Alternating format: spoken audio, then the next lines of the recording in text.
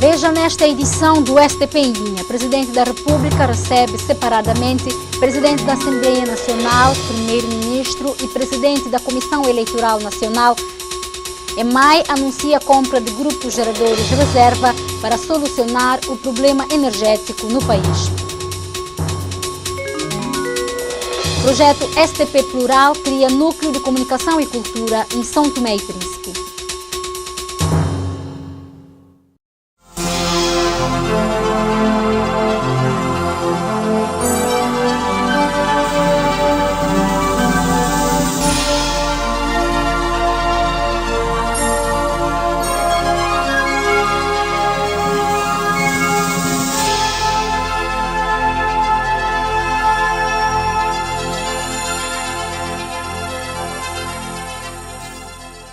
Boa noite, está no ar mais uma edição do STP em Linha. O Presidente da República iniciou hoje o ciclo de auscultações para agendar a data das eleições. O primeiro a ser recebido pelo chefe de Estado foi o Presidente da Assembleia Nacional, Alcino Pinto. O Presidente do Parlamento abriu o ciclo de auscultações que o Presidente da República, Manuel Pinto da Costa, iniciou hoje para decidir sobre a melhor data para a realização das eleições. Com Alcino Pinto, o chefe de Estado abordou ainda questões relativas ao momento político que se vive no país. O Sr. Presidente da Assembleia acabou de encontrar-se com o Presidente da República. O senhor deu a sua opinião quando que deve-se, ou seja, a data das eleições? Efetivamente, eu fui convocado por Sua Excelência, Sr. Presidente da República, para me pronunciar enquanto Presidente da Assembleia sobre os próximos eventos eleitorais. Para além desse aspecto propriamente dito da marcação da data, fizemos com Sua Excelência, Sr. Presidente da República, uma análise sobre o momento político atual e os aspectos que envolvem todo este processo que deve conduzir na realização das eleições. O que nós dissemos a Sua Excelência, Sr. Presidente da República, é que temos um texto constitucional que define o nosso Estado como Estado democrático, Estado de Direito Democrático, temos as leis da República e temos que observar essas leis. E a nossa lei eleitoral é clara, ela obriga que as eleições legislativas, e temos que referir-nos a essa porque esta está dentro do prazo, devem se realizar entre os meses de setembro e outubro do ano em que termina o mandato da Assembleia Nacional. Mais concretamente, a lei diz entre os dias 22 de setembro e 14 de outubro. E creio que no quadro da consulta que Sua Excelência, o Presidente da República, está fazendo, encontrará com os atores políticos da nossa sociedade, dentre esses 3 fins de semana, aquele que melhor convier para que se realizem essas eleições. O Presidente da Assembleia Nacional considera que é consensual entre a classe política que as eleições autárquicas e regionais se realizem simultaneamente com as legislativas. Quer com isto dizer que as eleições autárquicas e regional já não estão dentro do prazo para serem realizadas? Sabe que as eleições autárquicas e regionais deviam ter sido realizadas no ano anterior. Razões que são beijamente conhecidas, dificuldades de natureza, sobretudo técnica, não conseguimos realizar o recenseamento eleitoral em tempo oportuno.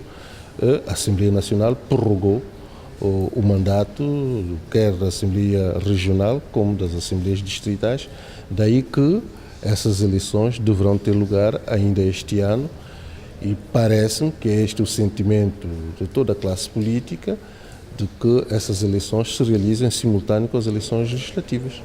Segundo Alcino Pinto, de acordo com a lei eleitoral vigente, as eleições legislativas deverão se realizar entre 22 de setembro e 14 de outubro do ano em que termina o mandato da Assembleia Nacional.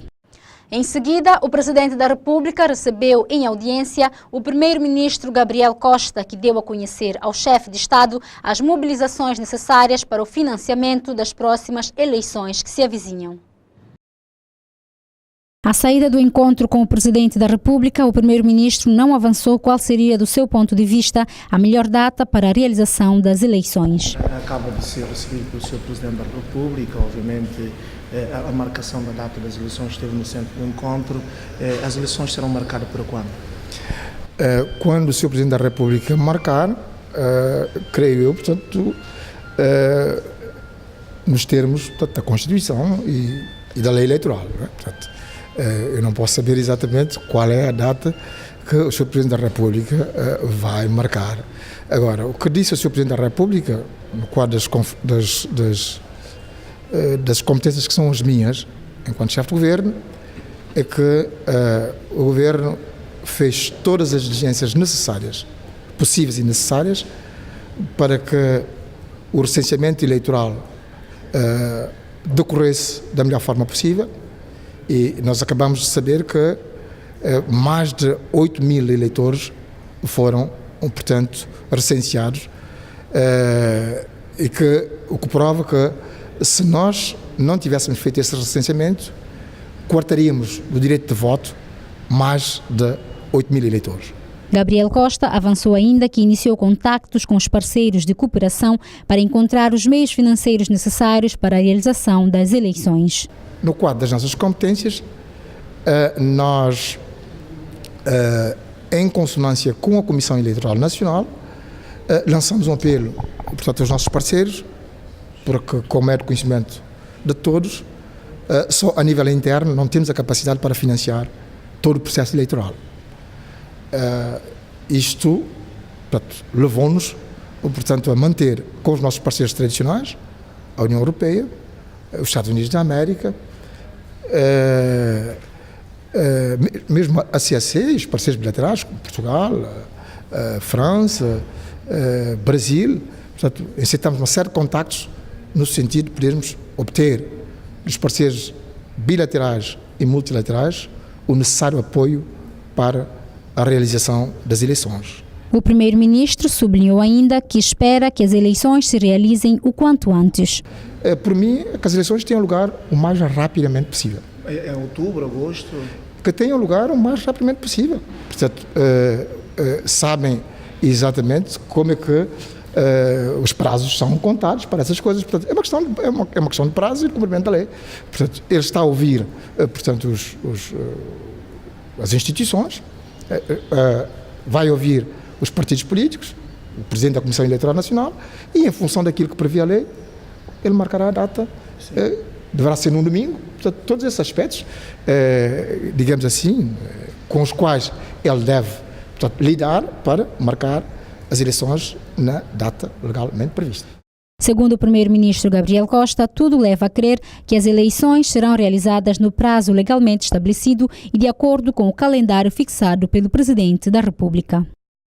Ainda na entrevista à saída do encontro com o Presidente da República, o Primeiro-Ministro Gabriel Costa acusou o 14º Governo Constitucional de não ter realizado a atualização dos cadernos eleitorais.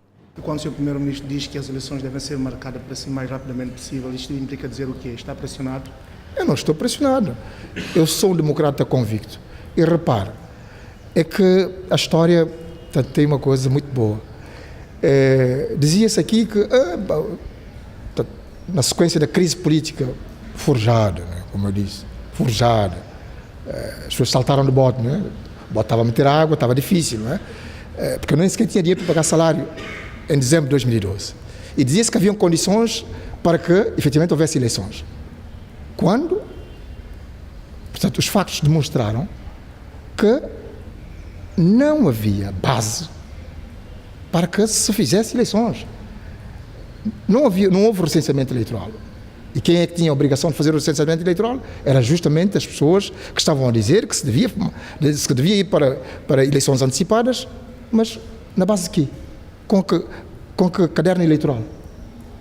Portanto, a prática veio demonstrar que 8.000 pessoas ficariam fora do processo eleitoral. Isso não é democrático. Portanto, era afastar, digamos, do exercício do direito de voto, de uma forma indevida, cidadãos que não tinham culpa de não terem sido recenseados, porque é uma obrigação do governo proceder ao recenseamento eleitoral e o 14º governo não fez esse recenseamento eleitoral. Nesta mesma entrevista, Gabriel Costa condenou as declarações proferidas pelo secretário-geral do ADI, Levi Nazaré. Aproveito esta oportunidade para condenar veementemente as declarações irresponsáveis do líder parlamentar da Ação Democrática Independente. Eu nunca esperei, confesso, e gosto do contraditório político, mas nunca esperei que houvesse da parte do líder da Ação Democrática Independente uma tamanha irresponsabilidade de querer lançar o país a ferro e fogo só porque está ávido do poder. Nós vamos às eleições, nós vamos submeter ao escrutínio popular, vamos dizer ao povo o que é que fizemos, o que é que não fizemos. Vamos dizer ao povo o que é preciso fazer-se para que haja estabilidade, para que haja um entendimento entre as instituições, haja o respeito pelo Presidente da República, pelos órgãos democraticamente eleitos. Nós vamos dizer que nós queremos, efetivamente, aqui em São Tomé e Príncipe, que haja um clima de paz, tranquilidade e estabilidade para fazermos um desenvolvimento que seja um desenvolvimento inclusivo e, sobretudo, que tenha em conta os superiores interesses da nação santomense. Por último, nesta terça-feira, o Presidente da República, Manuel Pinto da Costa, recebeu o Presidente da Comissão Eleitoral Nacional. Com o Presidente da Comissão Eleitoral Nacional, o chefe de Estado quis saber o ponto da situação dos trabalhos de atualização do caderno eleitoral. O Sr. Excelentíssimo Presidente da República chamou-nos para ouvir-nos, para ouvir o ponto da situação dos trabalhos da Comissão Eleitoral Nacional. E como disse ontem na conferência de imprensa que nós convocamos, tecnicamente estamos prontos. Tecnicamente os cadernos estão atualizados e é tudo que eu posso dizer. Os cadernos estão atualizados, prontos para irem para a mesa de voto. No encontro com a Comissão Eleitoral Nacional, o Presidente da República quis se inteirar de todo o processo que envolve a realização das eleições. Sou Presidente da República, constitucionalmente marca as eleições de acordo com aquilo que diz a lei. Portanto, nós não podemos dar ao Sr. Presidente da República a indicação de quando deve marcar, quando não deve marcar. Essa é uma competência constitucional dele. Portanto, ele só quis ouvir de nós saber como estão as coisas do nosso lado. A Comissão Eleitoral Nacional fechou o ciclo de auscultações desta terça-feira. Amanhã, o chefe de Estado recebe o ADI e o MLSTP para saber deles a data mais oportuna para a realização das eleições. Projeto STP Plural da Universidade Federal Fluminense, no Brasil, cria núcleo de comunicação e cultura em São Tomé e Príncipe. Uma notícia que poderá acompanhar na segunda parte do STP em linha logo após este breve intervalo. Até já!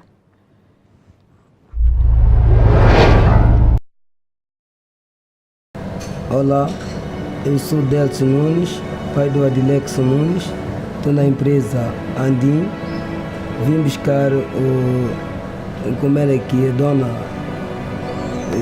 Fanny deixou para poder entregar e eu agradeço a senhora que tem entregado isso para poder cuidar do meu filho.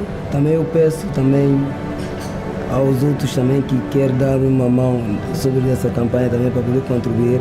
Eu acredito também que Deus possa ajudar também, que dar-lhes mais, que eles possam cuidar também do meu filho. Para apoiar o Andlexon, visita a página Mais Saúde, Mais Chorizo, no Quintenlange, ou ligue para 222 24 33, ou ainda para o e-mail info@andim.biz. Andlexon não escolheu nascer assim, mas nós escolhemos que ele viva melhor.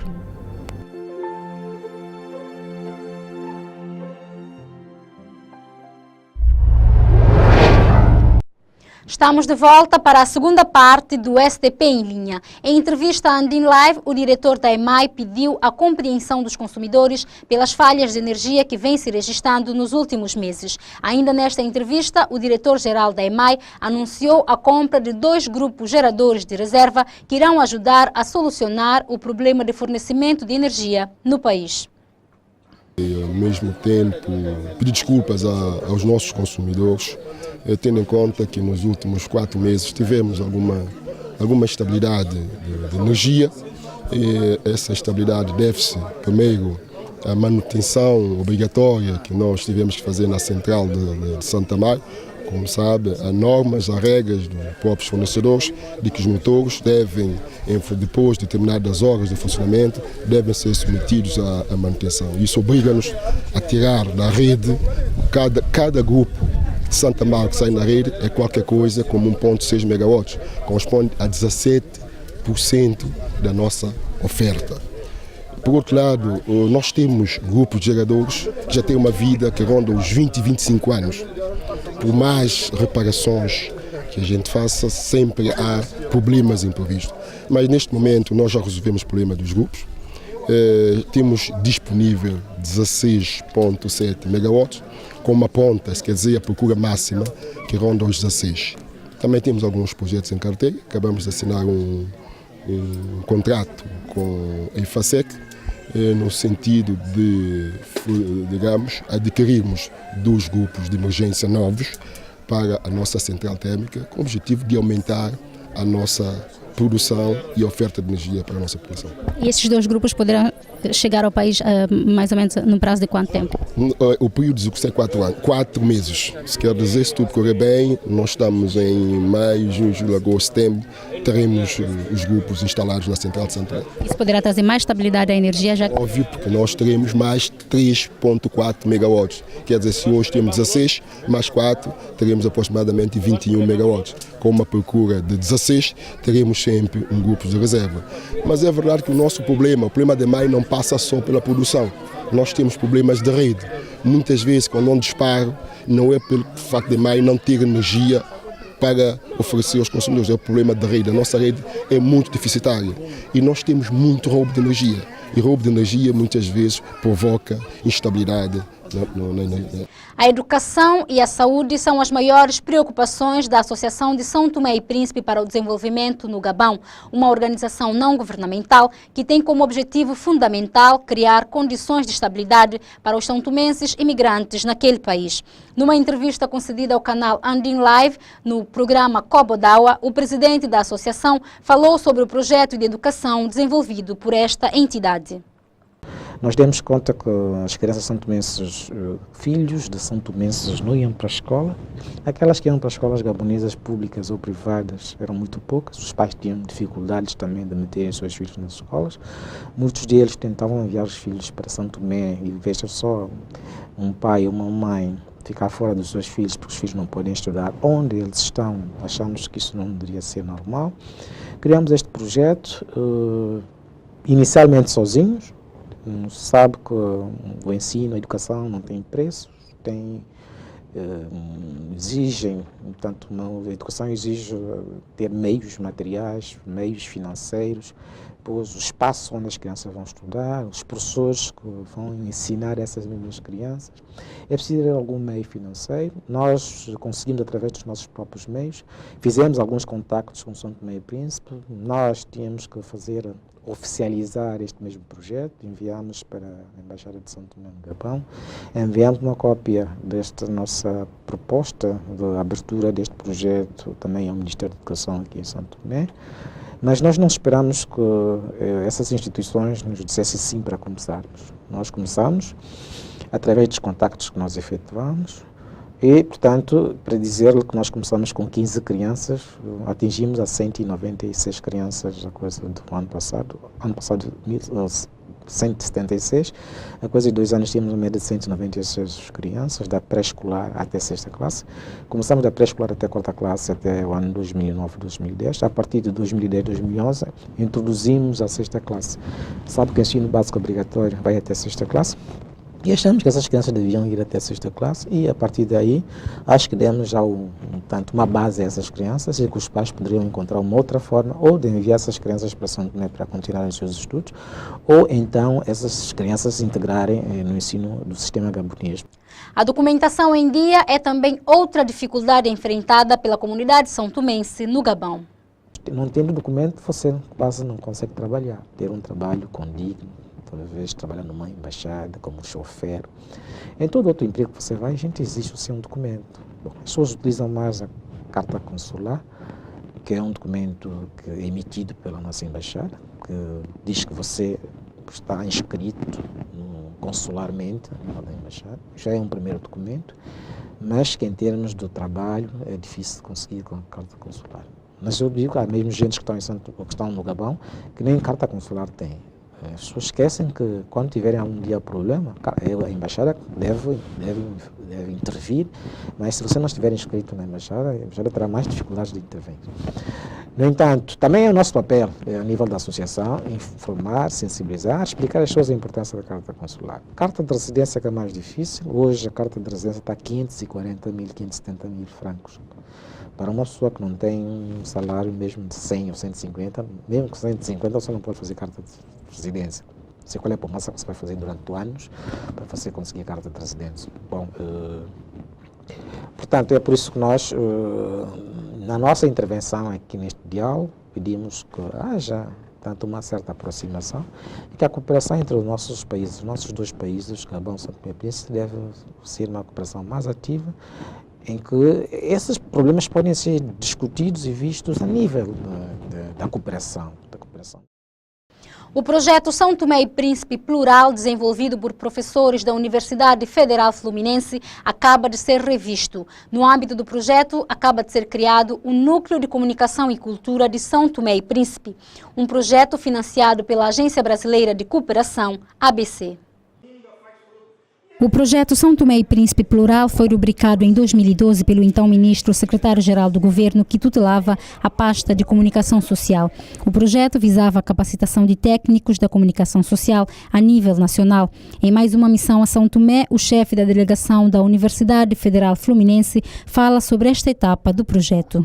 Nós estamos num momento muito especial do projeto, porque finalmente a gente conseguiu trazer para São Tomé os equipamentos, né, que são a base do Núcleo de Comunicação e Cultura que a gente está implantando, e com isso possibilitar a implantação do Núcleo de Comunicação e Cultura, que de alguma forma é uma espécie de uma oficina, de um espaço aglutinador de projetos e ideias dentro desse espaço da comunicação e da cultura. Ou seja, todas essas questões identitárias, né, das singularidades são-tomenses, do modo de viver, dos modos de expressar e da dinâmica da comunicação de São Tomé e Príncipe, né, inclusive como possibilidade de geração de renda, de recursos, são elementos que o núcleo quer contribuir. Então acho que o núcleo ele vem para possibilitar o desenvolvimento de projetos nesse espaço de mediação da cultura e da comunicação. O projeto, que deveria terminar no meio deste ano, foi estendido por mais 6 meses. O projeto ele teve uma pequena extensão de prazo, né, que ele iria até o meio desse ano, ele vai até o final do ano, podendo talvez, né, se alongar. E o elemento fundamental da revisão foi a implantação do núcleo e que prevê bolsistas, né? Então nós vamos ter 2 bolsistas de São Tomé que vão nos ajudar a gerenciar o núcleo, a multiplicar informações e comunicações, né, conhecimentos, e vamos também ter uma bolsista brasileira que vai ser a gestora do núcleo aqui pela Universidade Federal Fluminense em parceria com o Instituto Politécnico. A bolsista brasileira ficará em São Tomé por um período de 3 meses e irá trabalhar com 2 monitores são-tomenses no recém-criado Núcleo de Comunicação e Cultura. Eu vou ficar aqui por conta do Núcleo de Comunicação e Cultura, que é uma parte desse projeto mais amplo. E a gente pretende... O núcleo vai ficar aberto esses 3 meses para receber a comunidade. Então, junto com bolsistas de São Tomé, a gente pretende dar o suporte necessário a todo mundo que tiver ideias e vontade de desenvolver projetos em comunicação, transmitindo assim a cultura de São Tomé.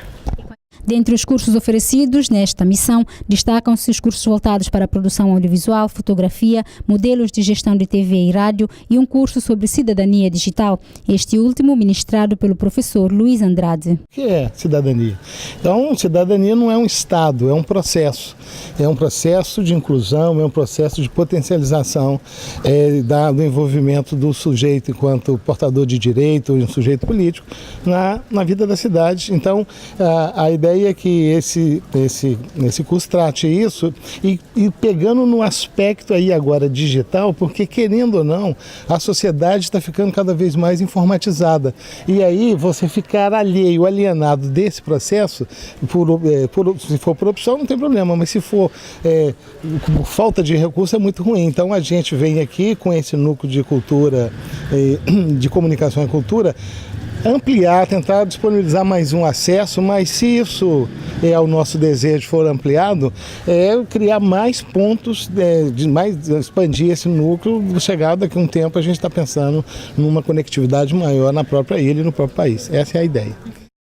O meu trabalho consiste em capacitar pessoas para servirem como mão de obra e cabeças e pensantes no que diz respeito à construção de sites, de portais e de fornecimento de serviços online para a comunidade de São Tomé e Príncipe.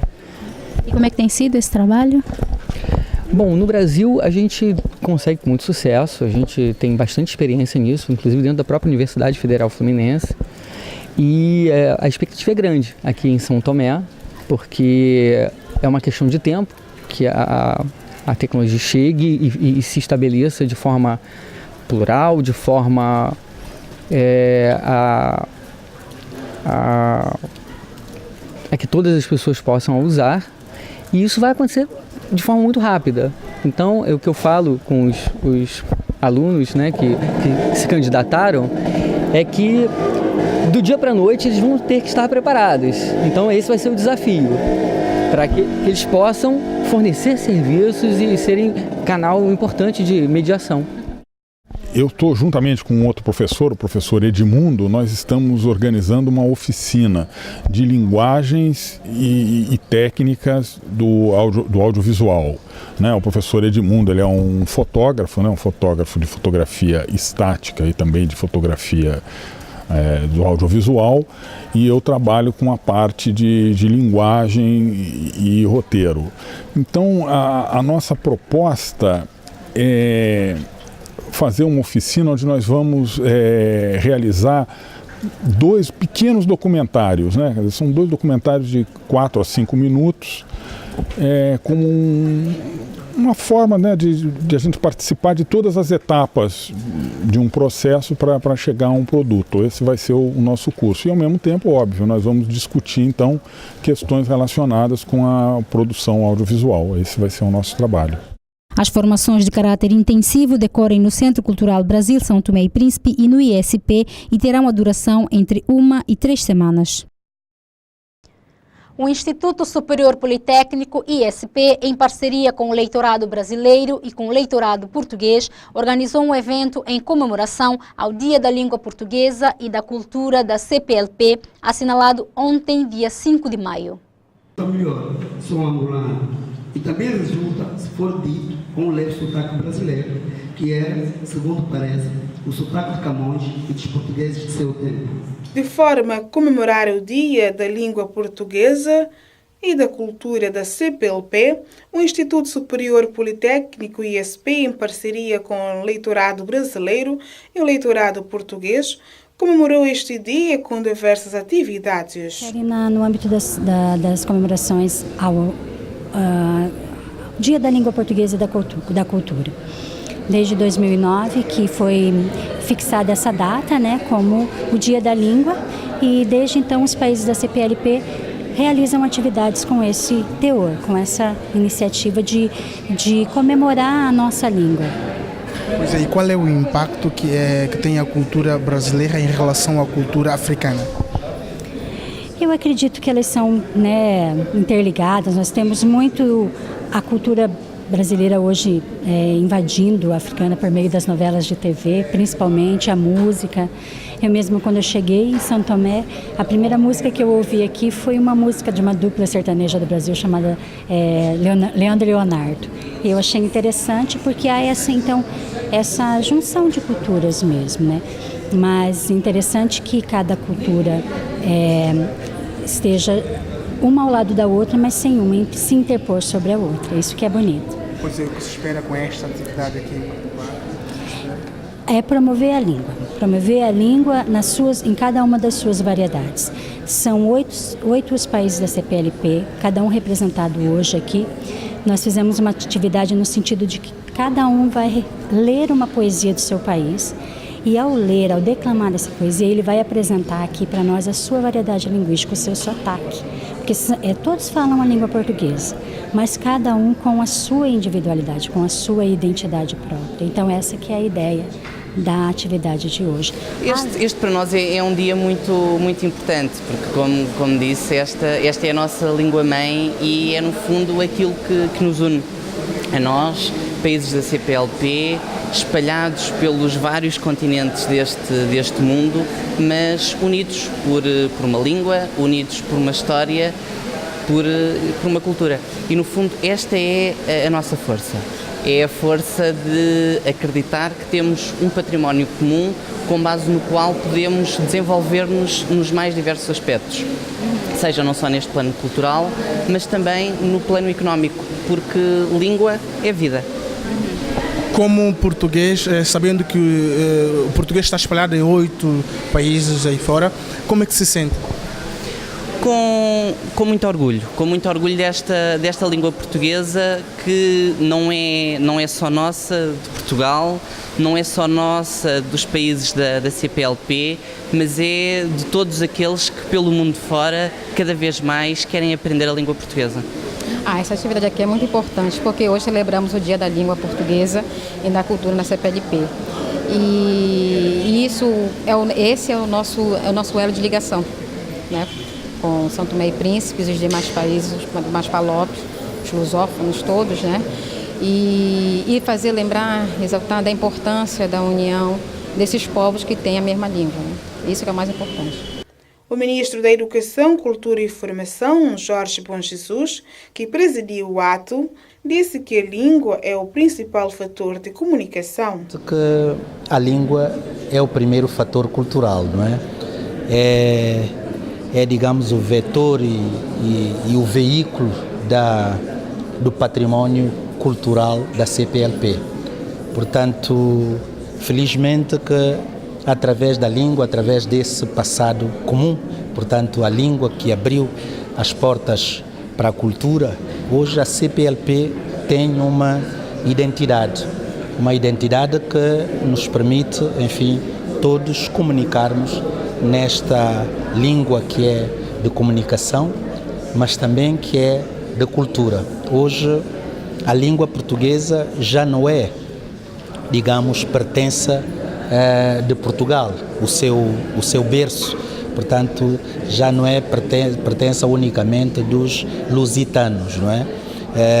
A língua portuguesa viajou pelo mundo fora, pelos nossos países, ela aclimatou-se, ganhou contornos, ganhou especificidades, enriqueceu-se, portanto, e hoje, portanto, ela tornou de facto o motivo do nosso orgulho coletivo e a argamassa um bocado da nossa identidade. Portanto, em relação ao novo acordo ortográfico implementado apenas por Portugal e Brasil, Bom Jesus ressaltou. Hoje ainda continuamos nessa discussão sobre o acordo ortográfico. Como vocês sabem, a língua não é uma realidade estática, ela é dinâmica, ela é feita pelos cidadãos e naturalmente ela tem que evoluir tal como a cultura, não é? É sempre essa interação entre ontem e hoje, portanto há essa dinâmica de evolução. Os jovens acabam por ter, digamos, uma linguagem própria que vai se moldando em função do tempo, e os académicos, não é? E as gramáticas têm que, a pouco e pouco, não é? Porque de facto é preciso, tudo isto carece de normas, carece de prontuários, de gramáticas, de dicionários, mas naturalmente é preciso acompanhar essa evolução da língua que reflete a evolução da própria cultura, para não haver, digamos, um desfazamento muito grande entre as gerações, não é? As gerações que praticam ou que cultivam um certo tipo de comunicação, e os jovens muitas vezes que tenham, portanto, uma língua cada vez mais simplificada. Uma iniciativa que juntou os falantes da língua portuguesa com o objetivo de comemorar o dia. E assim concluímos mais uma edição do STP em Linha. Estaremos de volta amanhã aqui no quinteglange.com. Boa noite e bom descanso.